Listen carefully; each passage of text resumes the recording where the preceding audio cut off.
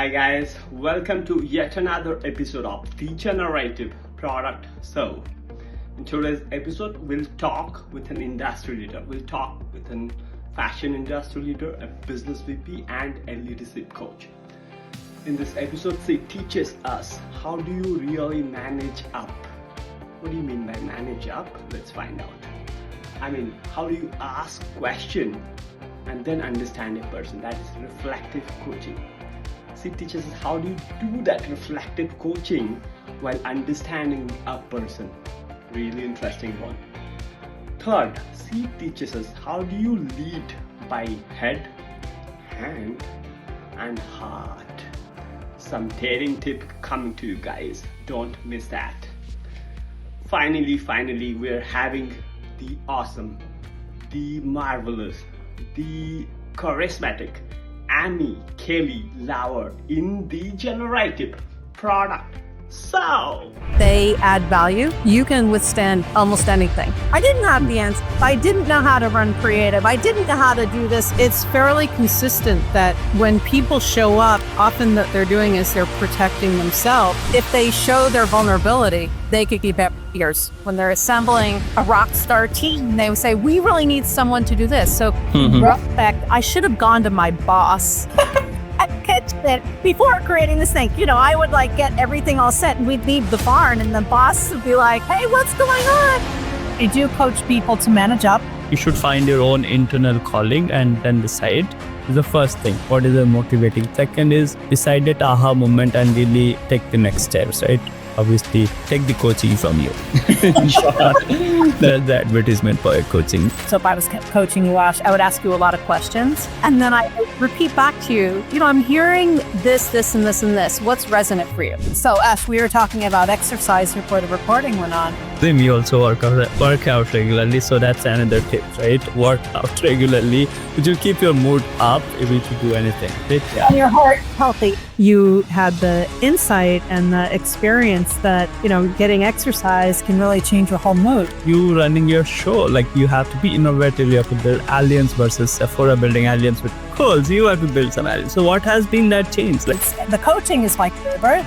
The leading workshops is a favorite. Leading group coaching, favorite. I'm having a lot of fun doing this podcast. I was given the advice many years ago that while dating, if a man wanted to open a car door for me, I should let him.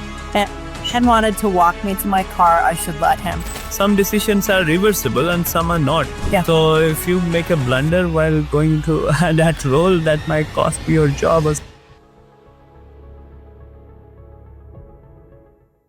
Hi, Amy. Thanks for your time. Really excited to meet with you after a long time. Been chatting to have this podcast quite a while. Thanks for your time in this busy Monday start of the week, although it's nearing the new year for 2025. But yeah, Monday is always busy for all of us. So thanks for your time, Amy. And just for your audience, right? So you have been a leader in retail, e-commerce. Yes. You worked in Sephora. You worked in Gap for a long time. You worked in Kendo brands, right? You worked in multiple leadership roles. And you're right now doing exciting leadership coaching as part of your own company, Yes. Catalyst. So that's a great approach when you've learned everything in corporate life and you want to share that knowledge with audience, with anyone who aspire to go to that position or at least get a foot into leadership or aspire to be a leader in the career. So just one question, what am I leaving out of your introduction, which you have not achieved in your career, and what you want to achieve that you have gone to the leadership coaching, and what is the aspiration? How has this been a pivot to leadership from the leadership roles you have played, kind of? So how did I bridge, or what are you not seeing?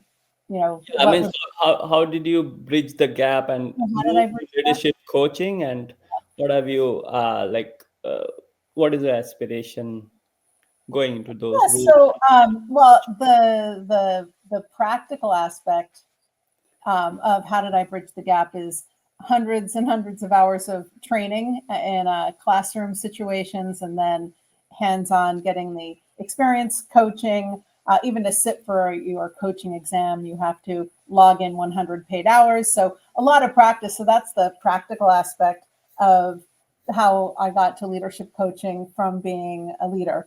But I would think that the real answer, and maybe what's most interesting for your listeners as people are curious what's next for me in my career, where should I go, is when I thought long and hard about what is my real purpose here as a leader, it is to enable growth of the people on my team, because the more they grow, the more engaged they are in their careers, the better the work gets done, the better the teams work together, and the better results we drive. So my true purpose, as I look back, and what I became known for was being a career developer. And so I will say the bridge really is tapping into my purpose, which is to support others to grow and to be fulfilled. And that is fulfilling for me. And so I want to help others find their pathways to be fulfilled. So I would say the bridge is my purpose, plus a lot of hard work, class, and exams. Awesome. That's a great motivation. I mean, you are motivated, so will be your audience. I'm very sure. So that's a great purpose you're on to. So coming on to a few questions, Amy, you had an incredible journey across industries ranging from retail and e-commerce. Yes. Can you share some key milestones that shaped your leadership or your journey towards the top pinnacle of your career? Yes. Maybe, yeah. Yes. I will say that each sort of major career milestone involved me understanding a shift in how the work gets done. So at the beginning, I did the work. I got direction from someone and I did the work. And then with more and more experience, I started having my own ideas. And so I would hear what needed to be done, use my ideas, and do other work. And then I would say the first major milestone was to go from managing an office. And I will say, my advice and encouragement to people in their first management role is having a lot of empathy is important, and self-awareness is important, but you also have to, you're part of the team, but you're also leading the team. And that's something that I didn't quite understand until I had so many people that I couldn't be with them all the time. So I would say moving from, my first director job, I didn't quite transition to, stepping away and empowering, because I wanted to do everything with them, with my team. But once I had, 7, 8, 15 people on my team, I had to figure out, oh, I see. So I helped set the vision, and then together we break things down, and then I let them go do the work, and then we come back together, and I also have to knit them together as a team. So I would say senior director roles were a big turning point for me. And from there, I built, I don't want to go through every promotion, every shift.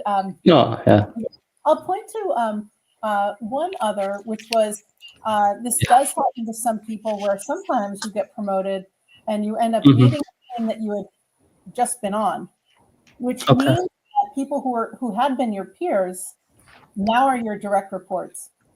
And I will say that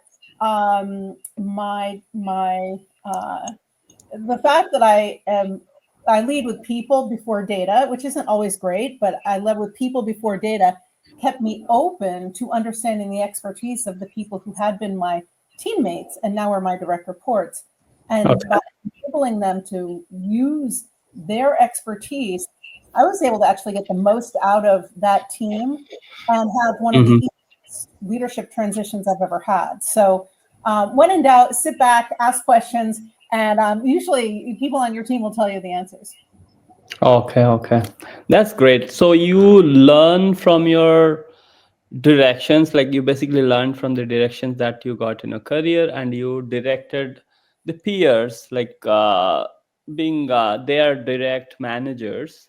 Yes, it was when I got promoted to vice president of BananaRepublic.com. So I had been a senior director over merchandising, and I worked with other senior directors. And then my boss got promoted, and I got promoted into her role. So I became the vice president, with senior directors reporting to me, they already were my colleagues and friends. Colleagues, Now they were my direct reports. So we had to reestablish our working relationships. And I will say that it was one of the smoothest transitions, but that situation can be it can be challenging at times. But I think that if I just pull out one of my coaching frameworks is that as long as there's trust,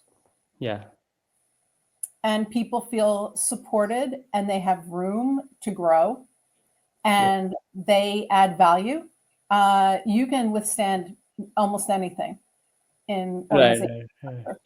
Yeah, that's a great way you have put it. Like, that's sometimes challenging, right? People think, okay, he was my peer, now she's my boss. So how do you basically establish or re-establish the working cadence, right? That's you have done it brilliantly, it seems here. Like, what do you suggest others, like, who have been in a similar situation?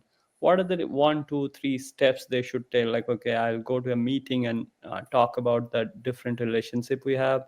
So plus also you have to be friendly with them. You cannot sound like too much bossy, because you are just in a peer, like the chances of complaint, right? So what are the 3 important steps? I would say just crisp 3 important steps in this. This is a very unique question, I think, which I'm hearing from you, right? Which may not be true for others. Yeah, I do have some steps. 1, be curious.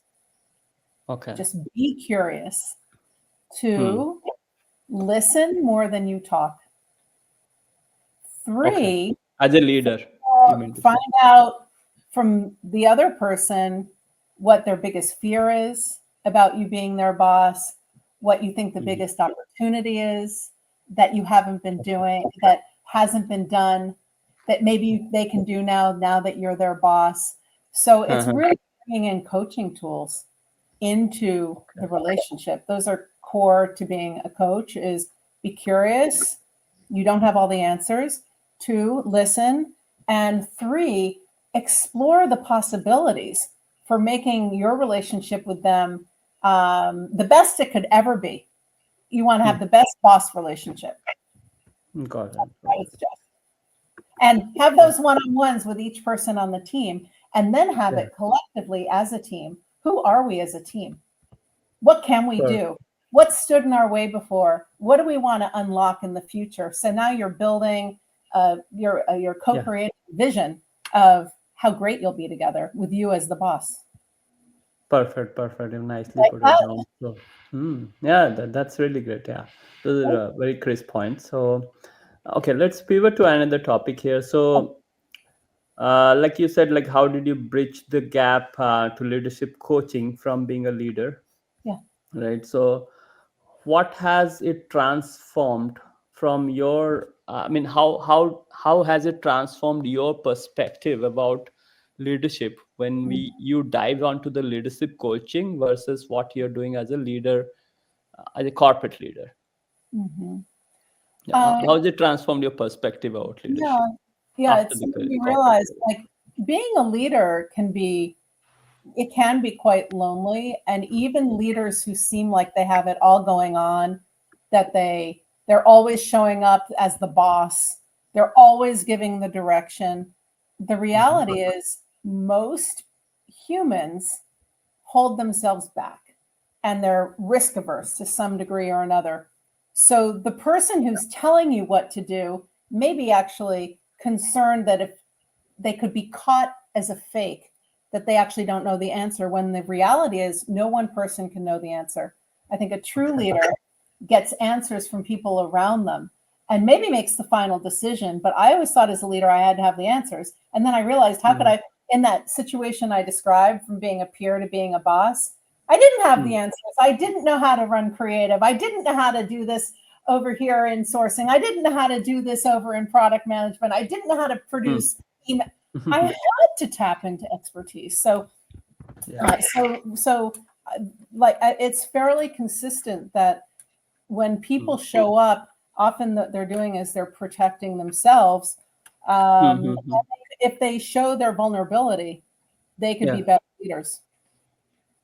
Definitely. So you have to show your vulnerability where you're lacking or knowledge You or can say, listen, ideas, or I just learn don't from know the answer here, but together we can figure it out. That yeah, doesn't mean that you abdicate your responsibility for having vision. yeah, Vision is different from having all the answers. correct, correct, It correct, has to have vision, right? You have to inspire. correct. Mm-hmm.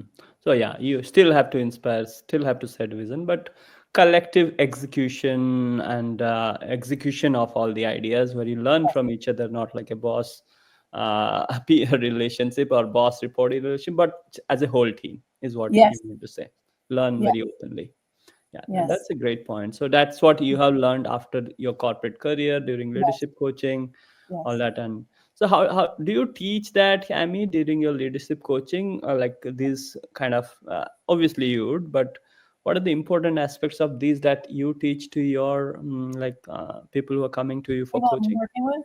Well, Yeah. my coaching, it's very one-to-one, so it's not really Okay. my agenda. It's the person's Okay. agenda and what it is that they want with the people I work with. Uh, Okay. the average profile of the person I work with is either uh, Mm-hmm. on the cusp of being a vice president, is acting as a vice president, new C-suite member, so in some kind of transition. Plus, I do Yeah. have a group of people I coach who are at the manager director level. And there Okay. are some similarities and some differences. I will say that with a very common situation that comes up is people need to get very clear about Mm-hmm. who they are as leaders. Who am I? What do I offer? What do I bring? And get very comfortable with exactly the value they add. There are some things that I tend to bring up in most coaching Mm-hmm. engagements across the program. For example, you know, effective leadership, it involves your head. So Mm. your smarts, your the data, the facts, the reality. It involves your heart. That's when we talked about vision and inspiration, and your hands. So you do the work also. It's just how all those things come together and what your particular Mm-hmm. value add is. People sometimes talk about it as your personal brand. I think as a leader, it's what you project. It's the way people talk Mm. about you when you're not in the room. It's when they're assembling a rock star Right. team, they say, we really need someone to do this. So, for example, back when I was at Sephora, Huh. um, in two different roles there, I was hired because I was perceived as the one who could bring teams with very different perspectives together and get them aligned and collaborating. So that Oh, was that's okay. it was interesting to me. I didn't mean to do that. I think I would have been more Mm. effective if I had done it intentionally. Now that I'm a Yeah. coach, I help other people do that same thing. Awesome, awesome. So people were thinking about you as that kind of leader Yes. when you are not there. So you were given that role Yeah, I at mean, I had some Sephora, downsides. right? I don't know if I need to share all my faults, but yes, that was why I was Mhm. chosen. So I only bring that up as an example, as it's important actually as a leader, no matter what level you are, even if you're an individual contributor, you're a director, you're a VP, you're the Yeah. CRO, whatever you are. Hmm. Well, how do I want to be known? What kind of leader am I? And then you can actually ask people, this is Yeah. how I want to be defined. How do you see me? Do you see me doing Right. this? What could I do to be more effective in doing this? And so that is Right. how I coach people using a framework. I know you had a question about reflective and Hmm. frameworks and how do those come together. So a Hmm. reflective coaching practice is me. So if I was coaching you, Ash, I would ask you a lot of questions. And Hmm. then I would repeat back to you, I'm hearing this, this, and this, and this. What's resonant for you? And then when Okay. you tell me, I point out to you, this is your wisdom. That's why it's reflective. It's like I'm Mm-hmm. reflecting back to you. It's just Hmm. sometimes it's hard to get clear, and I'm here to help you get clear. It's like I'm the mirror bouncing you back to you. And then Mm-hmm. sometimes I'll offer up a framework. For example, I might say, if you're talking to me about your leadership, I hear a Hmm. lot about you leading from the heart and the hands, and what your team also needs is from the Hmm. heads. They need some direction sometime. They need to Okay. know the facts and the proof. So the framework is head, heart, hands. It's very simple. There are Mm-hmm. many other frameworks, like we could be talking about trust, for example. I could pull that out. Okay. What is Uh, it? Just a second. I mean, head, Heart, hand. That's a Yeah. very interesting thing. If you can explain a little bit on that. Yeah, Yeah, a so little bit. it's just I'll be patient to hear about it, but that seems yeah, it's an interesting. I'm not evolved, quite, I yeah. would say it's an evolved leadership model where it used to be Okay. all head. Right. You're the Okay. leader, usually a man, you're sitting in an office, leading from the Oh. head, barking out directions. It's your way of the highway, highly directed. It doesn't Okay. always work with, now we have much younger generations. I just read, I was almost fell out of my chair how old Gen Y and Gen Z are now. I'm old that, but leadership and management has had to shift and due to some shifts in the workforce. But what is more compelling is when you earn someone's loyalty because of the vision you set, and that's leading from the heart, because Okay. you're self-aware Hmm. and you have empathy. Okay. And that is an easier way, actually, I find, if you're in any kind of customer-focused business, to bring the customer. You have empathy for the customer, and help solve their problems. Oh, okay. So you are always thinking from the customer, Sue, and thinking from their angle, their pain points, what they are feeling from their heart, not only from what business makes sense from head, Yeah, but it's hand. not always What is the the metric. hand thing? Yeah, it's not And always what is the the metric. hand? Hand is execution, is That's it? What doing is the the work. last? Yeah, it's Okay, doing the work. Sometimes doing the the team, work. Okay. it's helpful if the teams, you sort of, I worked with a coach once who called it pogo stick, and you actually go down. So even if you're a leader who leads in a very empowered way, hands off, the opposite of micromanaging, it's still helpful sometimes when you roll up your sleeve and say, let's just go through this. Where are you stuck? Where can I be helping? And sometimes it's just asking those questions. You don't have to actually get out your calculators anymore, but you know what I mean? You don't have to get out pen, or you don't have to start pulling thing. It's Got how it. can I be helpful? What do you need from me? And being a resource is using your hands as a leader.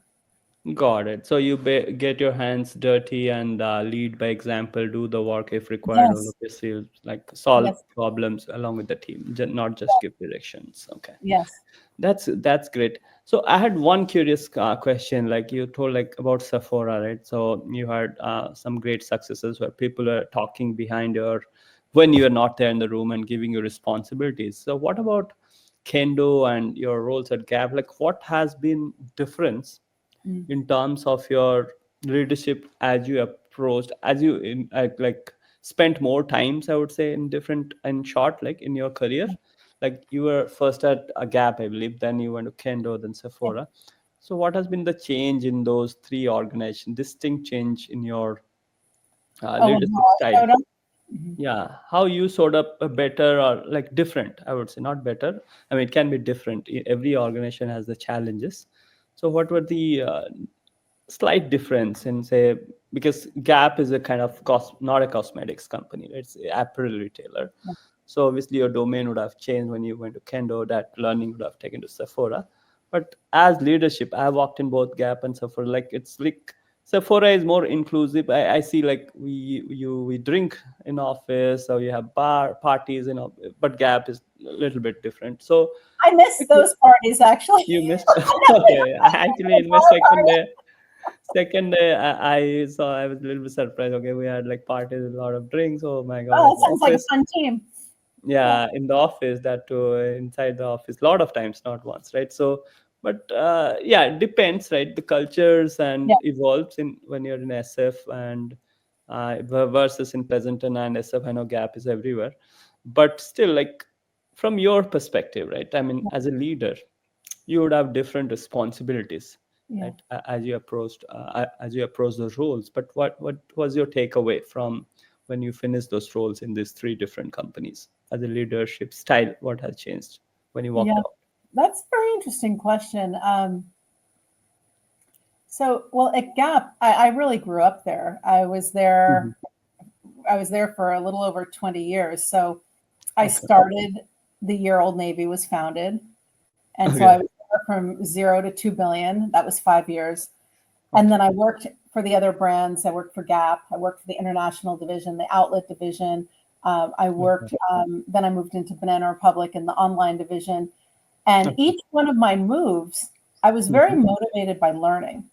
And I also there must be an element to me. This is something I could have used some coaching, but I wasn't a rule breaker. I just wanted to make my own rules. So I tended to work for the part of the business that was under the radar and about to grow fast.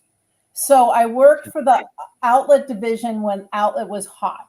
It just explosive growth. I moved into .com in the early 2000s, right when Gap had put the three brands together on one platform, which was so innovative at that time, having a multi-brand platform.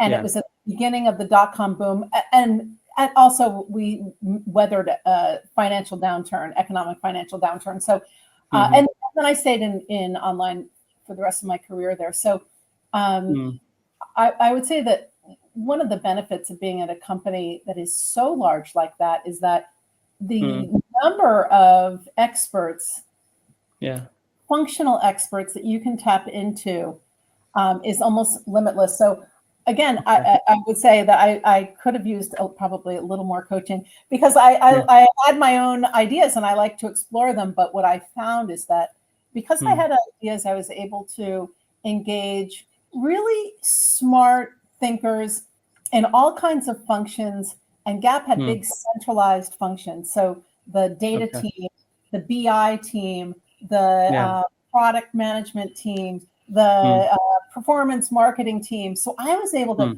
go to them and say, listen, I have this idea. What do you think? Can you help me prove whether or not this will work? And then sell it in. So in retrospect, I should have gone to my boss and pitched it before creating this thing. But, I would like get everything all set and we'd leave the barn and the boss would be like, hey, what's going on? I do coach people to manage up. That was something I could have done a lot better there. I did better going forward. No, that's an interesting perspective. I mean, maybe I also faced that a lot of time in my career, so I can relate to it. Sometimes you try to do it yourself, which is good thing actually. I mean, because it's you taking your ownership of not just what's been told to you, but do things. But sometimes it's a surprise for the boss, so it's a little bit different. I mean, it's taken in a different manner. Yeah, but I mean, I did use company resources, but these are people who thought that is an interesting idea. Let's work on it together. It may have also been a bit of a different time. And it may also say that, I was just coaching someone today and talking about someone who's in a rotation, a long-standing rotational program, and trying to figure out where do I go next? Because there's so many choices, and something that surfaced is the thing that's raw, the thing that hasn't been proven yet, the thing that needs a lot of iteration. And so there are some people who really want to be with that, and I guess I just leaned into that. So yes, you're right. It was plus and minus, a lot of initiative, and it showed that I developed those collaborative team chops. I was able to pull people together without knowing what I was doing. I gave them a vision and like, yeah, that's interesting. Let's do it. But in retrospect, I could have done a little bit better at the selling up first or interim instead of voila, look what we've done. Yeah. Plus Gap is a huge organization, right? Huge. Yeah. Like it's not like it's definitely it's a giant organization. It's so many DCs throughout the world. India has offices, like it is like huge. Right, compared to the cosmetics world, right? Obviously, it's And then Kenpo, I went and I had a team of 4, so I went from a team of 150 to 4, and with that 150 team, I was just telling the story of tapping into all of these different central functions. And so I built the team from 4 to 20. We launched Fenty Beauty. 4 to 20 in 1 year? Okay. Year and a half. But we launched Fenty Beauty. And then I was just a Gap. We relaunched all the sites and made them mobile first. And I needed some help. So I got in touch with, because I was so accustomed to dealing with the corporate functions, as the story I just told. So I got to know people in Paris, on the digital team in Paris. And so they thought we were very interesting. Fenty Beauty was huge in the LVMH D2C portfolio. And so we ended up being used as their test case for new brands, new technologies. And so it was quite a fun time. Oh, nice. So the Fenty was used newly in LVMH due to Yes. your, okay, that's where you're involved. Oh, Yeah. that's one. And that transitioned your next move to Sephora, I believe, right? Yes. So Because then I you're met people at LVMH. Sephora, Yeah, Sephora. and the COO at the time brought me over. The relationships were not in a place that he thought was healthy enough to move the business forward for the partnership he had started with Okay. JCPenney 13 years prior. And there Okay. still was a lot of business in that Hmm. partnership, a lot of store presence, Okay. plus.com, hundreds of millions of dollars. And so I thought Mm-hmm. it would be really interesting. And so I'd never led a partnership. And so in that way, I'd led a channel, but not a partnership. So I went to go Yeah. do that. And it pulled me back closer to the stores. I'd been in .com focus for so long. Okay. So, So and that's then the e-commerce. It's a shift from .com to a omni-channel kind of. on the channel. Yeah. But Tell me more about that. in the Actually, JC, I would. Yeah. good, good. I would learn to know more about your Sephora in Kohl's leadership. Mm, I mean that's interesting. Like, what were the challenges? Because it's kind of a little bit B2B partnership versus just inside a company. It's because two big organization huge. merging for a common Well, one purpose. big and one gigantic. Kohl's is Hmm. huge. I Yeah. know they're having a tough time right now, but Yeah. they were really wonderful partners, very Mm-hmm. open, very willing. They wanted it to work. They had complete trust in Sephora as an expert in all things beauty. Yeah. And so that really helped things come together. It was very complicated. I was moved into that role again because of the perception that I could pull diverse teams together. But first, we had to Okay. create an organization. So I started December 1 of Okay. 2020, and then we Hmm. launched the first of 200 stores in .com in August of 21. So that wasn't a Mm-hmm. lot of time because when I started, we didn't have a team. Well, Okay. there was someone who'd been on the deal, and she worked with me. She was I would right and left hand. She'd do more than I did on Okay. my first day of the job, and so I worked for the CEO at the time. He's since Mm-hmm. retired, and Okay. worked with the operating committee to create the organizational structure, Okay. all of the things we needed to figure out, from the location of the shop, the fixtures, the Okay. what where the locations, how we Hmm. would split the P&L, the how we would manage the decisions regarding the P&L rather, how Okay. two loyalty programs would coexist, the brand Okay. assortment, you name it, we had to figure it out, and we did. So it Mm-hmm. was a big operational heavy lift, Big and also operation. Yeah. it was a Because these are so big companies, right? Kohl's is huge, Gap is huge. When what? Just curious, like you explained a lot of operational goals. What was your what is it like from this, right? For our audience, like what is the importance of metrics, right? Or a business goal which is data driven. What is the importance of data driven business decision making when you're operating such a huge alliance? What yeah, how do you drive down for North Star to the underlying metrics? yeah, How do you break it? it's really critical. Hmm. So, well, uh, my approach, and fortunately, there were the analytics team and the finance team at Hmm. Sephora is very on top of things.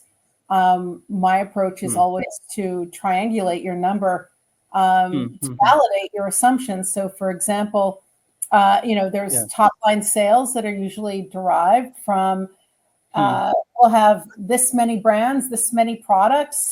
This is how they sell at Sephora. This is a Hmm. smaller location, less traffic. It'll do this Kohl's store will perform like this Sephora store. So that's the Okay. first. The Okay. next is, well, what does that mean? Who are those customers? What is the Correct. profile of the loyalty? The Huh. loyalty profile in the store. So Sephora, for example, has higher tiers, and in the Sephora Huh. Kohl's, there'll be a lot of new to the program. So if we build Okay. it from a single customer through the loyalty lens, Can we Okay. get to those same numbers? Then we could do, let's just talk about dollars per square foot. How much did this space make before? What are our assumptions about how much more we could get? What does that mean in terms of the traffic? You know, Mm-hmm. my sense is it's very important to have metrics and to have alignment around the hypotheses, because Mm. usually you'll be wrong, but you don't know what direction you'll Yeah. be wrong in. But if you've done all that work, then you Yeah. can see, where am I exceeding or falling short, and what Yeah. changes do I need to make operationally to drive Correct. closer to that number.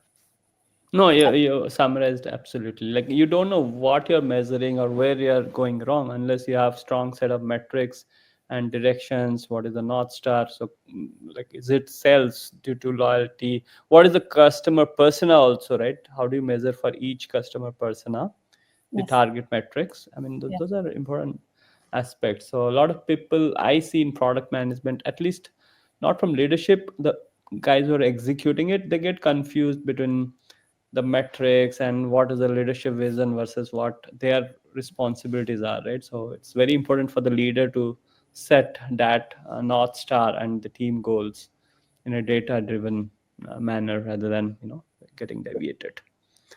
So yeah, I mean, those are important topics I wanted to touch base. Thank you. So I'll go a little bit to your I mean, advice, and from your leadership coaching, what advice would you give to aspiring leaders in today's dynamic environment, right? So, if somebody is navigating from a senior management role to a leadership role, right? Say they want to be a leader and they have led small teams, 10, 20, 30, but not like obviously like you, like hundreds, you have led like 100. Like how would they approach it? I mean, is it suddenly given it? How would they, what would be their learning criteria, and how would they approach it? What are the steps they take to be successful? Should they take coaching, they listen to the manager, or like, Oh, sure. I mean, I if can you always can? coach them. Yeah. But if I'm not coaching them, I would say first, Yeah. know what it is that you want and what you want about that. So, Okay. is it that you want a promotion, you want to make more money? Because there are a lot of different ways to do that. Are you Correct. energized by developing others? Not everyone is. I Correct. know, I know, I know people who've risen to senior roles, and Mm-hmm. they are individual contributors because it's what they love to do. Mm, So when I told my story at the beginning about being purpose driven, it's really mm, energizing for me to coach mm. someone and have a light bulb go off for them when they have their own aha moment. When they say, "Oh, Got I see. So I'm going to start trying to do it this way." Like, mm, exactly right. And then think about to yourself how to go. And I only mm. refer to that because the aha moments, the things that energize you the most, are where you should be, and you Got follow that. And it's not going to be the same all the time, and it will change mm. over time as you have different experiences. Yeah. So if you're aspiring to move to leader, so the Mm, first is, what is it about being a leader that you really want? Make sure you think about that. The second is, you think about, when I see people in those types of roles who are successful, what do I notice about them? yeah. And do I see those qualities in me? Am I that kind of leader? And so that ties to something else that I mentioned about Mm, deciding the kind of leader you want to be. Because say you're only managing 2 people, do you naturally mentor other people? Are you someone who okay. goes in and helps develop people even if they're not on your team? Are you someone who helps, Mm, demonstrating some of those behaviors? And got often, it. your company, no matter where you are, there usually are stated competencies of what Mm, leadership means to the company. And so that's a okay. really great place to start, because if you want to be a leader where you are at your company, then you need to Mm, figure out, is this who I want to be? How am I doing it? You can get feedback, or you can decide, I want to be at the company, but maybe not a leader, or I want to be a leader, but not here because that's not the kind of leading I want to do. You have a lot of got choices. it.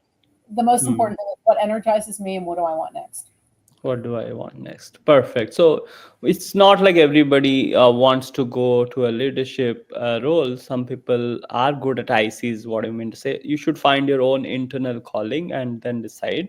Is the Yeah. first thing. What is your motivating factor? Second is decide that aha moment and really take the next steps, right? Obviously, take the coaching from you.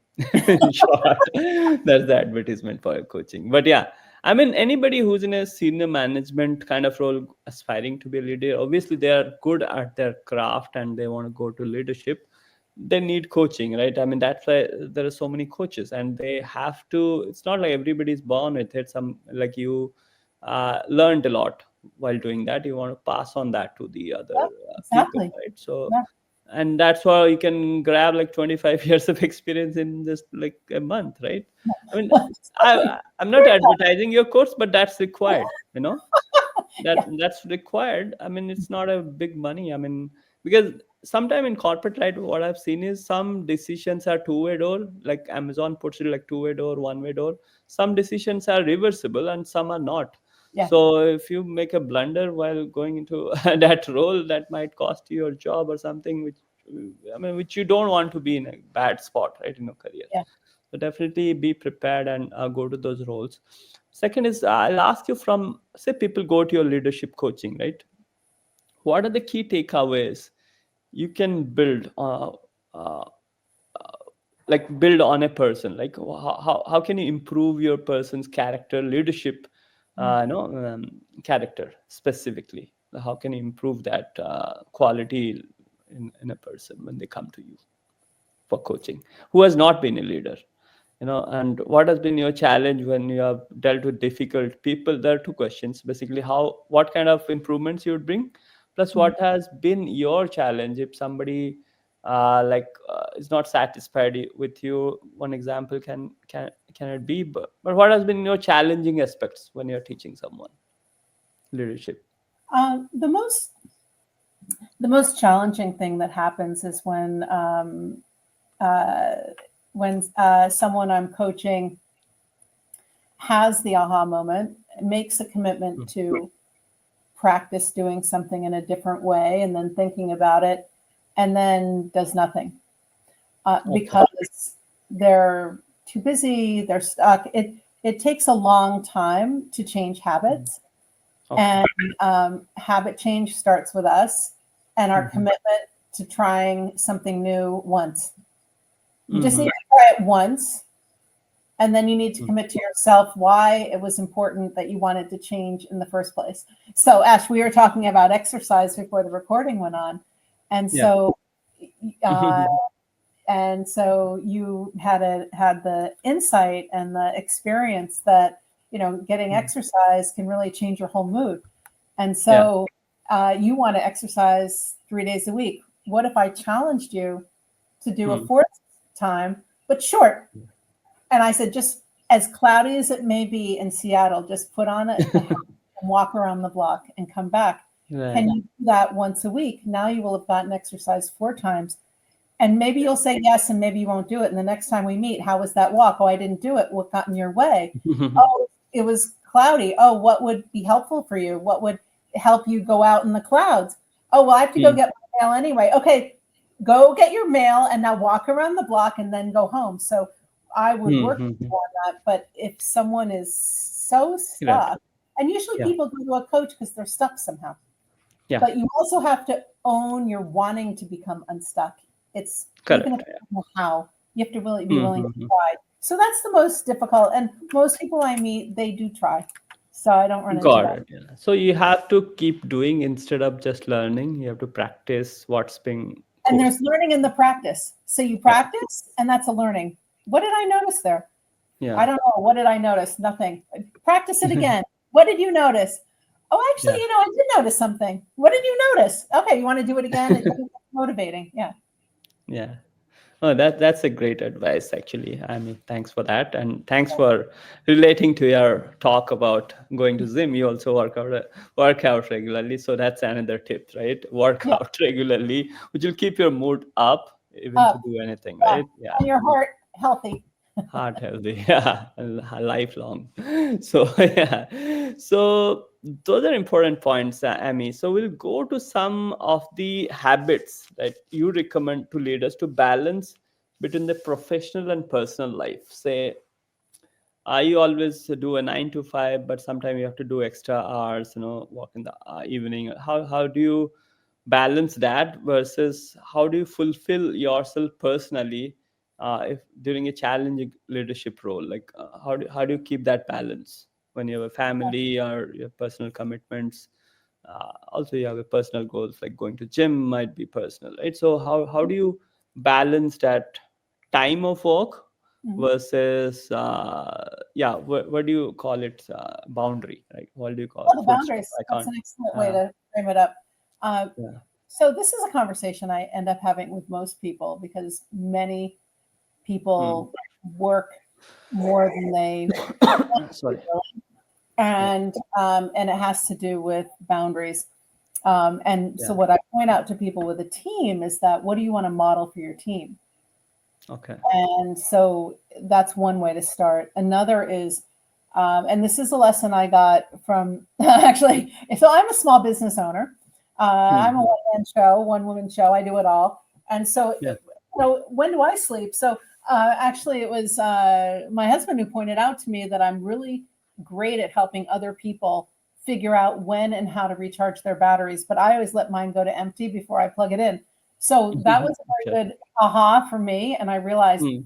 I have to set my own boundaries so I always have energy to give to others because coaching is, there's a lot that's given and leaders Yeah. give a lot. And when you work, you give a lot, but there's only so much you can give if you're on empty. So Yeah. one Yeah. is to realize what recharges you. So Ash, we Yeah. talked about, getting out and moving our bodies and exercising. I encourage people to get some outdoor time. There are Yeah. some practices that I've shared with clients around a morning practice I've started where you sort of set your daily, you set an intention. And I never thought I would be one of these people who wrote down 3 gratitudes in the morning. And they don't have to be heavy and they don't have to be super meaningful. It could be like, God, I'm grateful for my coffee this morning. It's so good. Or I'm so grateful the sun is out after these days of rain, whatever it is. 3 things you're grateful for. It lifts your mood, just like when you exercise. So 3 things you're Perfect. grateful for. What are your plans for the day? Because that's Yeah. what you're going to do today. What's most important? Because a lot of times we fill our days with things that need to be done, but they're not important. So do they really need to be done? So your plans, any concerns you have, and then I always add on, what's my theme of the day? Like, what's the theme? What's going on here? And I have filling days because my plans are not my to-do list. We all have an endless to-do list. Your plans are what's most important. So that's where I start with clients is talking to them about what's most important. For some people is they want to spend quality time with their families, or they have children, or their dog, or seeing art, or traveling, and you can have all those things and work too. Perfect. And that those are really important points. And you own a small business, you said. Like, just we'll wrap it up quickly before we go Yes. to the rapid fire. Yes. Like, what has been your challenge running a business versus kind of not a business? I mean, it's a entity for yourself, right? It's like your livelihood, or plus it's your earning also at the same Yeah. time. You're not a W-2 salaried No. anymore. So No. what has been the shift? I mean, because it's like you running your show, like you have to be Yeah. innovative. You have to build alliance versus Sephora building alliance with Kohl's. You have to build some alliance. So what has been that change? Like any learnings or Mhm. from a corporate You can career never think to a it small all. business?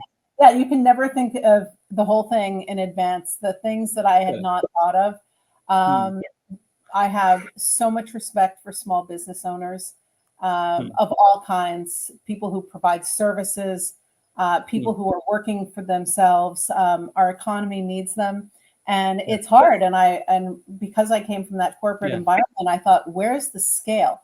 How do I pull together all of these individual coaches?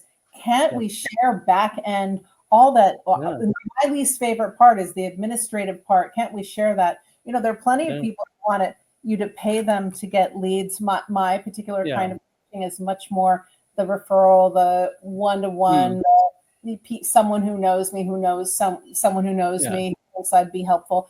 So, but it's the daily, all the things. It's the coaching is my favorite. The leading workshops is a favorite. Leading group coaching is a favorite. I'm having a lot of fun doing this podcast, but that's small portion of what my day is as a business owner. And I always have my Correct. continuous learning, which is one of my favorite. I'm always Yeah. taking a class, but there's a lot That's of important. administrative. So yes, I have such big respect for all small business Hmm. owners, and I'm learning a lot. So thank you for Hmm. No, that's great. I mean, nicely put out. Like we have to be vulnerable where we're weak, and we have to build alliance, just like any corporate would, right? I mean, the corporates are not doing alliance for fun. They have a business motive. They want to take advantage or leverage each other's benefits they're bringing onto the table to each other, not just for themselves, but any collaboration. So similarly, I would say, yeah, if you have a collaborative platform where somebody is helping you on admin works or somewhere you're not good at, right? Everybody's not perfect at everything. So I yeah, might need somebody who wants to do leadership coaching. I might be strong in technical leadership coaching. Somebody who wants to do business leadership coaching, product leadership. So it's all different when people amalgamate, bond within each other, forgetting all competition, all that, because there's no competition. I would say somebody who is good will always show up as good, right? They get more platform when they collaborate, I would say. So that's, I would say, a difference between small businesses. Some mindsets, some people are in different mindset when you do, but some who are really successful, they have always collaborated, built alliances. And just like Amazon, right? You take the yeah, example of Amazon, they were really selling books, but they made a platform which enabled everyone to sell everything in their platform. And yeah, that was the changing point, what Bezos told. That is how they triggered to the next level. They told, I'll make it open for everyone, sell goods. And he made platform as the business rather than book selling as his business. Right? So it's different concept. You evolve when you learn and you build alliances. You never know where it takes to. So yeah, those are good points from you, Amy. I had fun talking with you on this podcast. We'll go to some of my favorite section here, which is called rapid fire. May not be exact. Don't try to give me a right or wrong answers. I mean, just speak your mind. I asked to your friend Carrie also before. Few of those were really interesting. So one interesting question I always have is, what is your favorite product in Sephora or versus others? Like, what is your favorite cosmetic product? Those are important for females, I would say. So, what is it? Or you don't have anything? If you don't have, it's okay. Well, I mean, this isn't really a sexy thing, but Supergoop sunscreen is one of our favorites, and they sell the huge jugs. So I always go to Sephora for that, and also some of their Hmm. clean fragrances you can't get anywhere else. Okay, Mhm. perfect. That's a favorite product.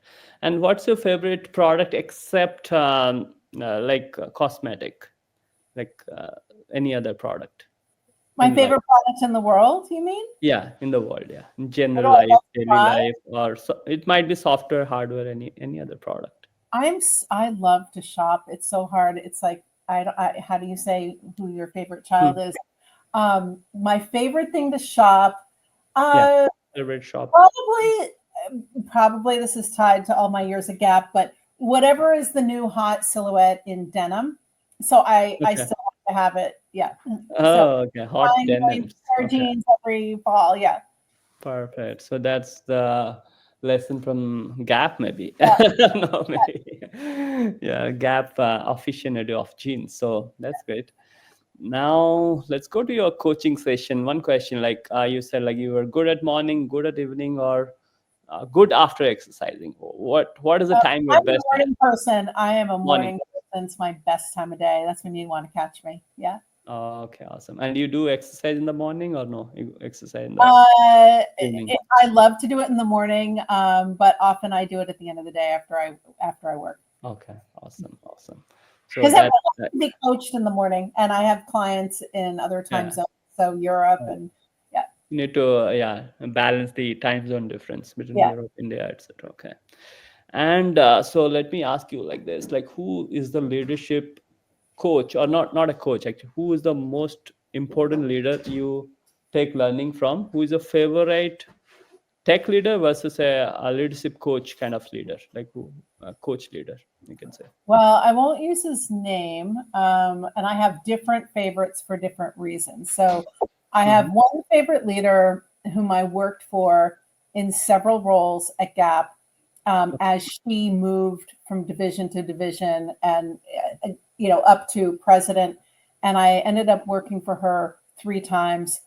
So she was my favorite in that. Okay. She believed in me and helped me transition quite a few times. And I must have done a good job because she kept on hiring me. So she was probably my favorite. Okay. So is there any name you can take? Okay, her name is Marka Hansen, and I'm just telling you because she's one of my favorites. But I will say on the tech side is that the person and his name still comes up in conversations with other people I was at Gap with, because he was so visionary. He saw 15 years in the future. His name is Toby Lank, and he was running the online division when I joined. He was really brilliant leader, a visionary. That's not even a big enough word for what he was able to do. Got it. Awesome. So let's go to this about shopping. Since you talked about shopping, what is a shopping mantra? Like, do you like to shop online, omni-channel? You browse online, go to shop, offline, or is it just in-person window shopping and then you go shop? I shop online all the time. I'm one of those people. I have baskets everywhere. Okay. That I leave behind.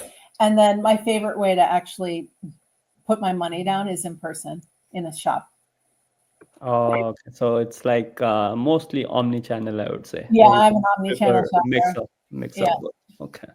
Yeah, that's why it's kicking off everywhere, omni-channel. Yeah, so maybe you're catching the trend.